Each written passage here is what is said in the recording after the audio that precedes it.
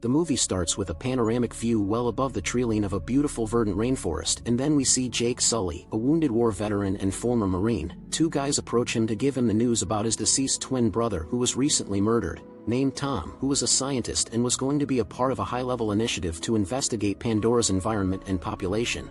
Jake and his brother are genetically identical, thus he was given the opportunity to take up his brother's job and relocate thousands of light years away to an outpost on the world of Pandora. As his brother's body is being incinerated, Jake accepts the deal, acknowledging the ideas of being free and having a new start.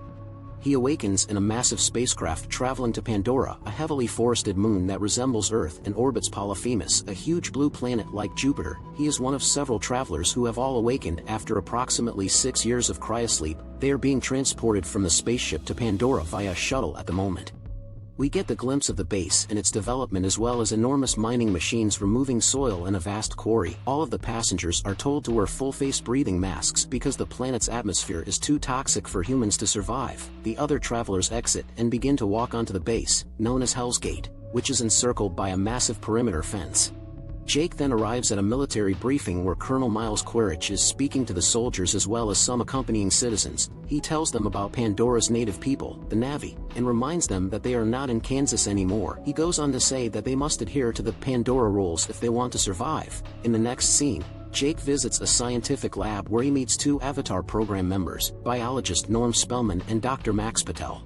While humans are not able to breathe Pandora's air, the Avatar program allows them to connect with their own avatar, a genetically bred human-Navi hybrid, and conduct themselves as if they were a Navi native body. When Norm informs Jake that his avatar resembles him, Jake ponderously replies that it resembles his late sibling.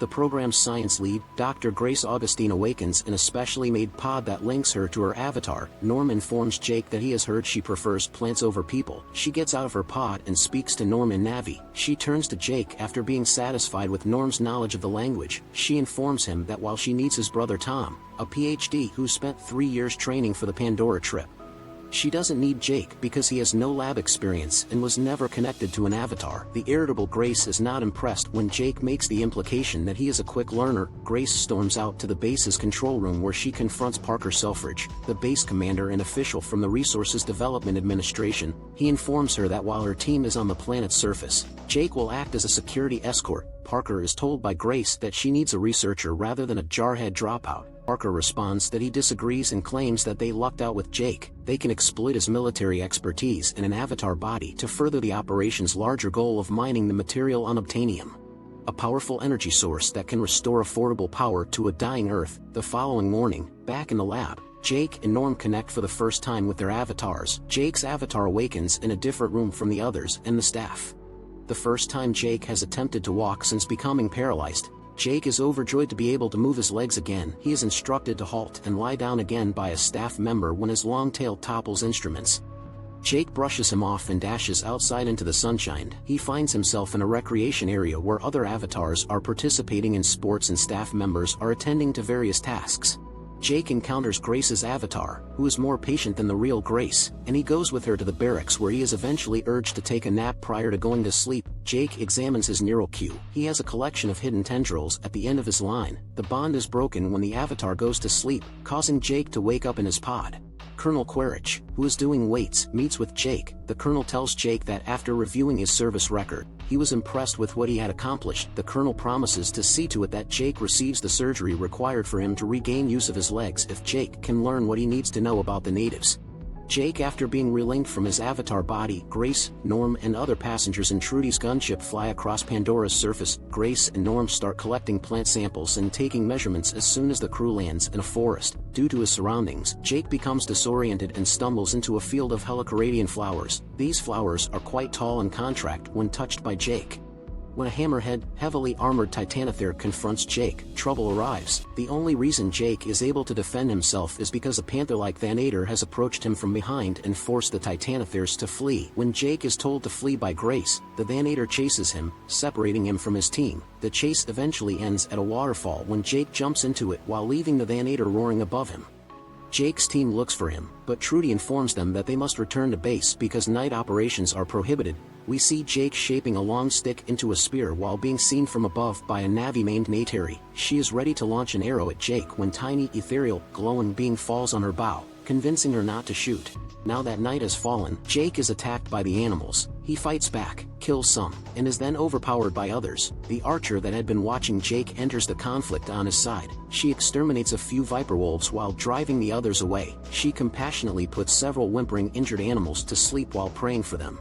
Jake makes an effort to thank her for assisting him in fighting off the attackers. She responds to his gratitude with disgust, tells him it's all his fault, they didn't have to die, and that he should go back to his origins. Jake asks why did she help him. She clarifies, you have a heart of gold, no fear but dumb. Jake says he wants to learn and makes an attempt to climb a tree like his rescuer. He is ordered to go back to where he came from. Suddenly the seeds of Iowa reappear onto him.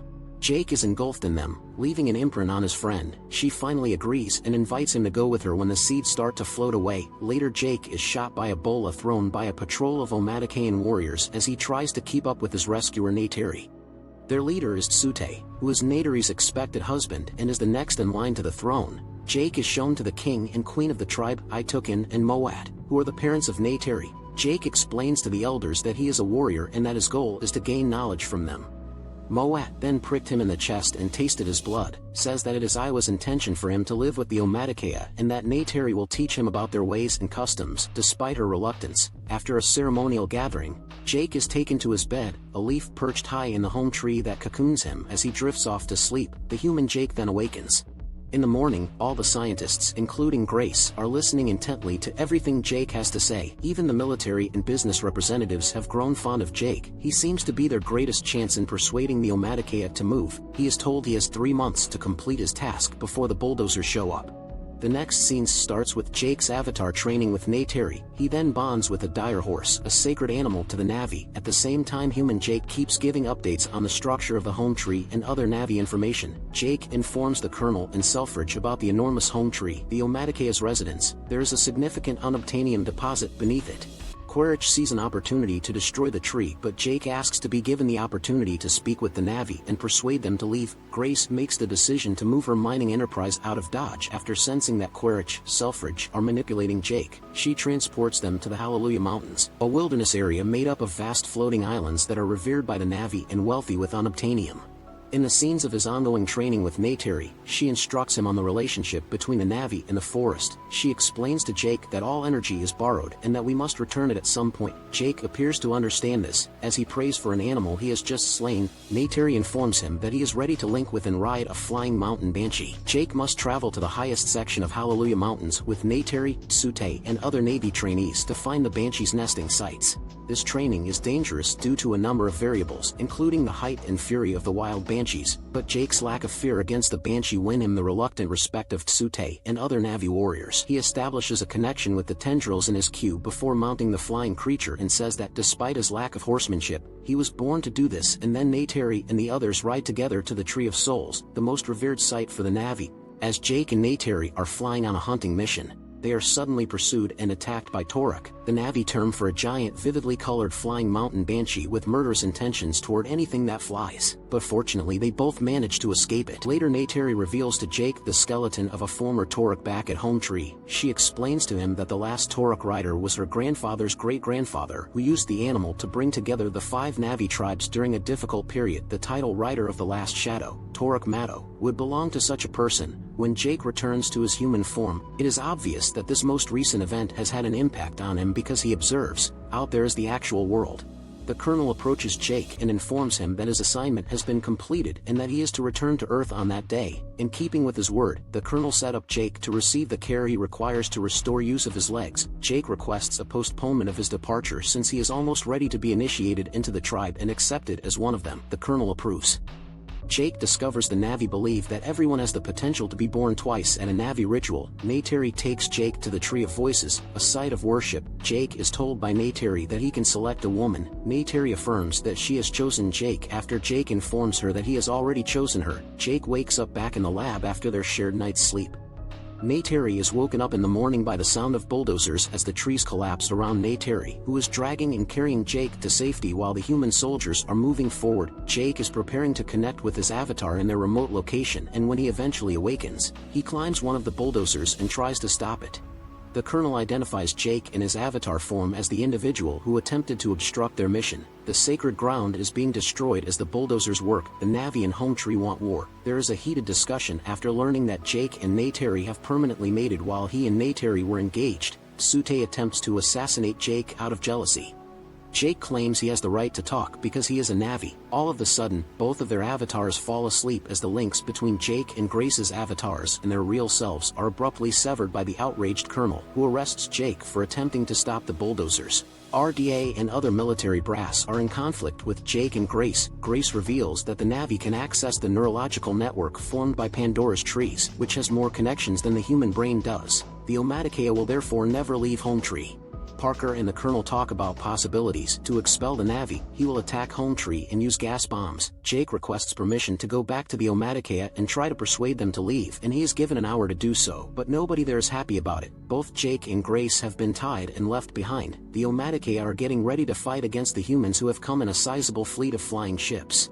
As the conflict intensifies, the majority of the weapons are directed against Home Tree's root system, which is eventually brought down by a string of explosions and heavy artillery. There are several Omaticaya deaths. Jake and Grace are set free by Moat, who wants them to save the tribe. Itukin, Neytiri's father, is murdered by a sizable piece of shrapnel. As he passes away, he makes one final wish, that Neytiri take his sacred bow and lead their people. When Jake arrives and tries to comfort Neytiri, she rejects him. Suddenly Jake and Grace return to their human form and are immediately detained for treason, including Norm. Trudy enters the room where they are being held. She then instantly kills the guard and helps them to escape. Grace is shot by the colonel as they are about to leave the base in Trudy's spacecraft. The group takes a pod to another location in the forest after flying Trudy's spacecraft to the isolated facility in the floating mountains. Jake goes back to his avatar self. At first, Jake predicted reunion with the Omatica would be unsuccessful. He therefore takes a risky course of action after realizing that he must go above and beyond in order to win back the Navi's trust. He calls forth his Banshee and departs in search of the Torek. Jake believes that the Torek never seeks out an attack above himself. He may be approached in that way, despite the fact that it is a simple strategy that can quickly lead to death. Jake leaps from his Banshee to the Torek's back. Next, at an Omaticayan ceremony at the Tree of Souls where all the Navi have assembled, we witness him approach there on the Torek.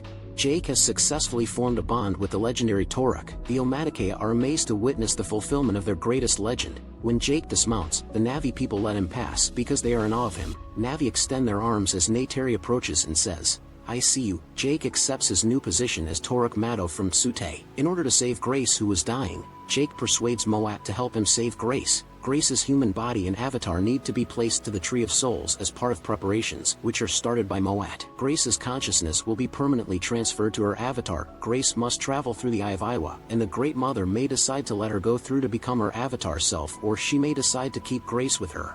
Although the ceremony is unsuccessful, Grace tells Jake that she has seen Iwa before she passes away. As Torek Mado, broken-hearted and enraged Jake declares it's time to send a message to the Sky People that this is the Navi's territory, but in order to do so, they must first approach each Navi clan and request that they join forces in battle. Sute will take over as the Omaticayan's new clan head and aid in persuading other clans to join them in battle. The colonel addresses his troops, at which time their perimeter will be overwhelmed. They intend to use a space shuttle as the vehicle for a large bomb. The attack is scheduled for the following morning at 6 and is intended to target the Tree of Souls. Quaritch builds up his fleet, primarily to defend the Valkyrie shuttle. The fleet and bombship advance toward the Tree of Souls, beginning to approach from the air, and on the ground is the United Navi Force, being organized by Jake. Sute, Jake and his Torek and other warriors fight off military aircraft, mostly Scorpion assault ships. Injuries are increasing on both sides. Despite having unbeatable firepower, the gunships are no match for the Declans, who seize control of them and smash them into one another. Colonel Quaritch's Dragonfly ship pursues and shoots at Jake, who is riding a Torek. Trudy arrives and fires on the colonel's command ship, but her ship gets destroyed by Quaritch's Dragonfly. Neytiri's Banshee is shot down and killed. Norm's avatar is fatally wounded and transforms back into a human. Sute attempts to take on the bombship but is killed in the attempt. Neytiri stands on the ground and observes this happening. The bombship approaches the Tree of Souls. In the meantime, Neytiri receives a communicator order from Jake to stop fighting. Suddenly a battalion of Titanotheres, Pandora's heavily armored dinosaur-like animals, appear out of nowhere and charge at the Earth's soldiers. They easily annihilate soldiers wearing AMP suits and infantry. Neytiri seems delighted that Iwa has heard her. Suddenly a Vanator approaches nearby and bows obediently to her. As the military's ground forces withdraw in fear, Jake approaches the bomb ship from his Toruk and launches a grenade at it, causing it to crash.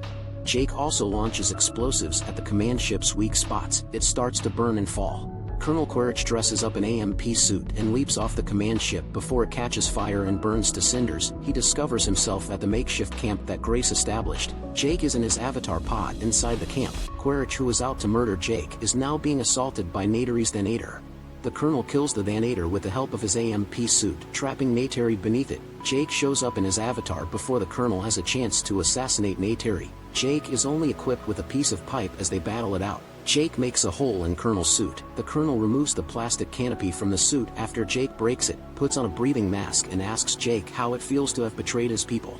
He moves toward the structures housing the pod and starts slamming into the mobile lab as he searches for Jake's pod with the intention of killing the human Jake. Jake is hung from his queue in front of the Colonel. Meanwhile, Neytiri has almost freed herself. The Colonel now pulls Jake closer to him and grabs his knife to cut his throat. Neytiri suddenly fires an arrow at the Colonel, striking him square in the chest. It knocks the Colonel down in his AMP suit. However, the facility holding Jake has already suffered significant damage. Jake the human is having trouble breathing. Neytiri shows up and assists Jake in wearing his mask. She cradles human Jake and murmurs, "I see you." It is the first time they had actually interacted. Most of the remaining humans are being herded back to Hell's Gate and put into a shuttle to be flown back to Earth, but a few Earthlings are allowed to stay on Pandora. In his farewell video log, Jake says goodbye and tells us that he has decided to permanently transfer his consciousness to his avatar. Jake awakens in his avatar with Neytiri keeping watch over him. Subscribe for more videos like this, turn on the notifications, and leave a like, which also helps the channel out. Thank you for watching.